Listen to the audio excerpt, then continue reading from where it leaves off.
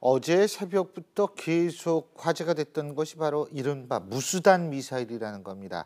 북한 계속 미사일 쏘고 실패를 거듭해도 계속 쏘는데요. 과연 그 이유가 무엇이고 지금 탈북자들 문제는 김정은이 어떻게 바라보고 있는지 국가안보전략연구원 국정원 산하죠. 국가안보전략연구원 고영환 부원장과 함께 알아보겠습니다. 부원장님 어서 오십시오. 예. 북한 무수단 미사일이 발사 성공을 했다라고 주장하는데 네. 우리 군은 그거 그렇게 단언할 수 없다 지금 이거거든요. 네. 어떻게 보십니까? 북한이 지금 무수단 미사일이라고 하는 거 북한은 중장거리라고 표현을 했는데 뉴스에서 방금 전에 네. 중거리 미사일입니다. 그죠. IRBM이라고 하는 네. 중장거리. ICBM은 그렇죠. 인터컨티넨탈이고 그건 대륙간이고 예. 이건 중거리 미사일인데 한 3,000km, 4,000km 가는 건데 북한이 2007년도에 예. 실전에 배치를 했는데 김정일 살아있을 때. 예. 근데 그거를 시험 발사를 하지 않고 실전 배치를 해서 많은 사람들이 의아했거든요. 도대체 예. 시험 발사에 성공 안 한 거를 왜 실전 배치를 했느냐. 50기입니다. 50기고 이것이 겨누고 있는 거는 괌입니다. 괌에 미 공군 기지가 있고 괌을 그렇게 싫어해요 김정은이가? 북한이 예. 괌을 어떤 거로 보는가 하면 대북 유사시에 대북 침략의 전초 기지다 이렇게 북한 사람들이 표현을 합니다. 그러니까 미 공군이 괌에 있으니까 괌에서 날아와서 B2, B52 같은 게 괌에서 날아오게끔 돼 있으니까 괌을 치려고 50기를 배치를 했는데 예. 그 배치한 거를 쐈는데 10% 5기까지는 계속 공중에서 터져버렸어요. 그러다 이번에 처음으로 400km를 비행을 했는데 이제까지는 엔진 위에서 그 탑재 차량 위에서 터지거나 올라가다 터지거나 그래서 막 사람들도 죽고 그랬는데 사람 죽었어요? 예, 사람이 그 옆에 있던 사람들이 그 터지면서 사망을 하고 기술자들이 그래서 이게 정말 이게 무기 실효성이 없는 게 아니냐 그랬는데 정말 자폭무기네요, 자폭무기. 예, 집요하게 하다가 지금 6번째가 근데 10% 무기의 10%가 지금 실패했다는 거 아닙니까? 그거를 전략화했다는 거, 실전 배치했다는 것도 약간 의문스러운 일이고 북한이 지금 완전히 성공을 해서 비행 궤도를 제대로 밟아서 제 고도에 가서 제대로 재진입을 하면서 터졌다 이렇게 이야기를 하는데 우리 군의 입장은 엔진 기능에서 성공은 있는 것 같으나 재진입 기술이 성공했다라고 보기는 힘들다. 다시 땅에 들어올 때 그 타지 않고 들어오는 거는 좀 더 검토해 보아야 되겠다고 이야기를 하는데 저도 똑같은 생각을 가지고 있는 것이 엔진이 점화를 해서 1000km를 올라가서 일단 400km를 갔으니까 엔진 부분에서 있었던 결함은 고쳐진 것 같습니다. 그렇다고 해서 이것이 괌이나 하와이나 어디 미군 어느 목표에 가서 제대로 터지겠는지 아니면 탄두부가 재진입을 할 때 그 열기에 견디는지 안 견디는지는 조금 더 분석이 필요하다 이렇게 생각을 합니다. 누군 그러더라고요. 북한 미사일이 무서운 이유는 그 부정확성과 실패할 확률 때문에 무섭다 이거. 그렇죠. 어디로 떨어질지 모른다. 그거는 예? 세계 전문가들이 다 이야기하고 있습니다. 그러니까 이게 도대체 보통은 딱 하면 예측이 되는데 이 예측이 안 된다는 거예요. 그렇죠. 엉망이라서. 아무데나 떨어질 수 아무데나 떨어질 수 있어서 참. 예. 근데 돈은 어디서 나요? 이거 미사일 쏠 때 돈 만만치 않게 들을 텐데. 그 돈이 지금 그 중장거리 미사일 하나 쏘는데 예. 한 2천만 불이 들어간다는 거거든요. 예. 2천만 불은 한 240억 조금 못 되는 돈인데 예. 지금 5발을 쐈으면 거의 1억 3천만 불 정도가 날아간 거예요. 1억 3천만 불이면 굉장히 많은 돈이죠. 얼마예요? 한 4,500억 되는 돈인데 예. 근데 그거는 지금 그 돈이 어디서 나요? 우선 아버지 때 만들어 놓은 거를 지금 쓰는 거예요. 이 미사일만 놓고 말씀을 드리면 지금 새로 만드는 게 아니다. 새로 이거죠? 만든 거 저건 아버지 때 만든 거거든요. 네.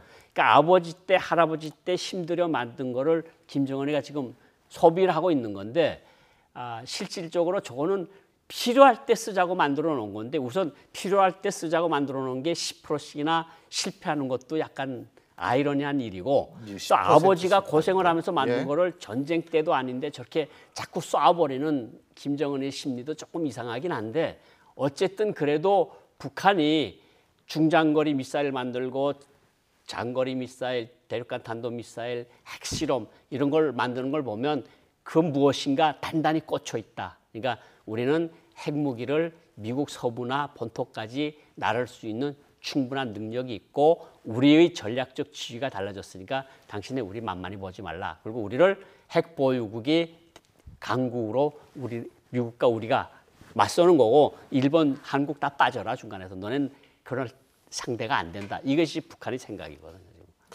그 참 아주 독특하긴 독특해요. 독특합니다. 예. 네.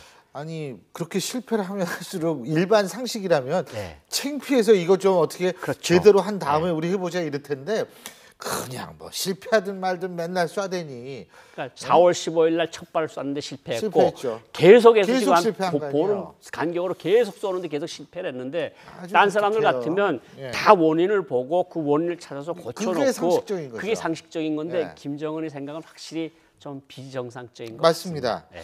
근데 또 한 가지 김정은이가 수단과 방법을 가리지 말고 탈북 종업원을 돌려받으라. 지금 이렇게 얘기를 했다고 그러는데 그게 누구 마음대로 지금 이렇게 돼요? 두 가지 이유로서 볼 수 있다. 밑에 사람들이 책임을 지기 싫으니까 김정은한테 허위 보고를 했을 가능성이 있습니다. 아 예를 들면 예를 들면 이 사람들이 간 거는 남조선 국정원이 예. 우리 국민들을 납치해 갔다. 왜냐하면 이 12명이 집단으로 탈출한 게 북한 역사상 처음 있는 일이거든요.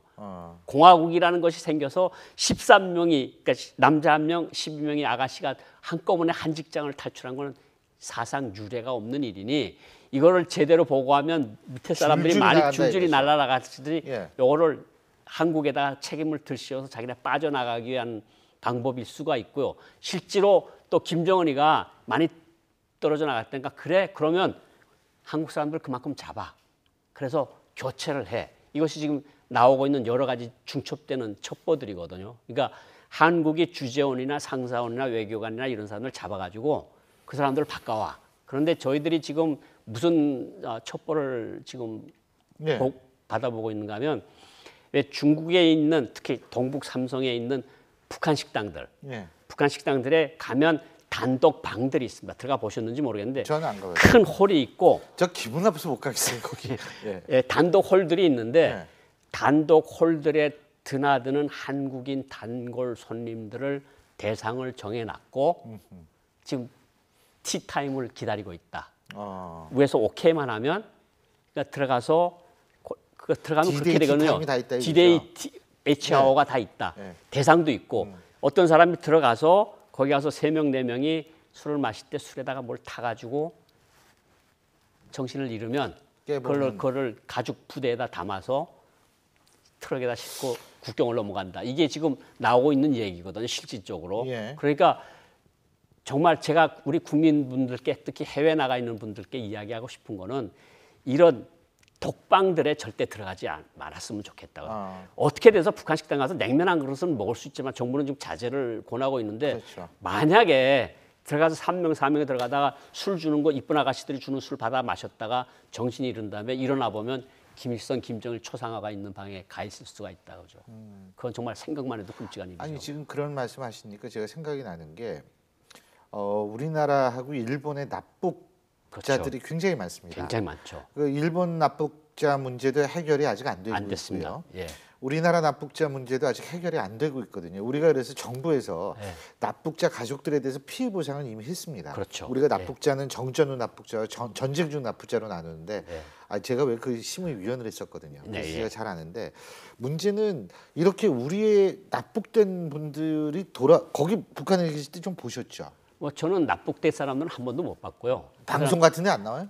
뭐 대남 방송국들에서 쓴다 그래가지고 뭐 구국이 목소리 방송 뭐 이런 데서 방송원으로 쓴다 그래서 저희들이 직접 납북된 사람들을 만나본 적은 한 번도 없습니다. 그렇군요. 얘기는 들어보신 적이 얘기는 없어요? 많이 들었죠. 뭐 얘기는. 어느 배가 들어가서 어디 데려왔다, 일본 사람 데려왔다, 태국 사람 데려왔다 이런 이야기는 들었던 거죠. 그런데 이게 지금 또다시 어떤 납치를 기도한다라는 사실 자체가 북한이 사실 전혀 변하지 않았다는 사실을 증명하는 거 아니겠어요? 그렇죠. 전혀 변하지 않고 예. 저 탈북 여성들이 예. 12명씩이나 한국 국정원이 그렇게 날고 켜서 12명을 가서 납치를 해온다. 중국 땅에 들어가서 예. 중국은 공안이 없고 안전부가 없습니까? 예.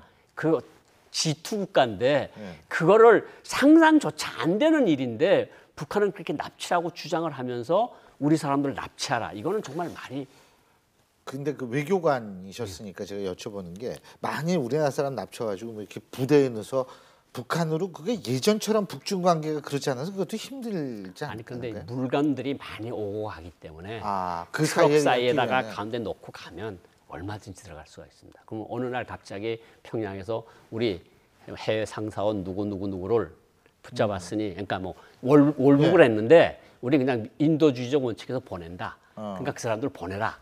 이게 무슨 효과가 있는가 하면요.